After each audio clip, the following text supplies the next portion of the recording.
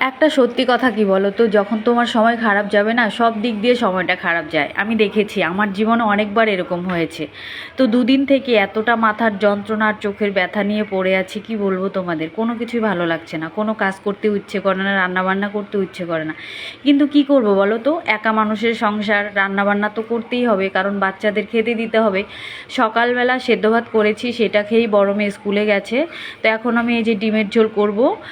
আর সত্যি কথা বলতে কি বলো তো, বিয়ের আগে একরকম জীবন আর বিয়ের পরে আরেক রকম জীবন। বিয়ের আগে যদি সারাদিন শুয়েও থাকতাম, তাও হয়তো মা ডেকে বলতো, কিরে ভাত খাবি না, ওঠ। আর এখন দেখো বাচ্চারা কি খাবে না খাবে সেই চিন্তায় একটু শুয়েও থাকতে পারছি না। তো চলো, শরীর যতই খারাপ হোক না কেন, রান্নাবান্না তো আমাদের করতেই হবে, কারণ আমরা এখন মা হয়ে গেছি। মায়েদের তো সব পারতে হয়, পারতেই হবে। তো চলো, আর এদিকে দেখো আমার চোখ মুখের কি অবস্থা হয়েছে, দুদিন থেকে রাতে ঠিকমতো ঘুমাতেও পারি না, এতটা মাথার যন্ত্রণা।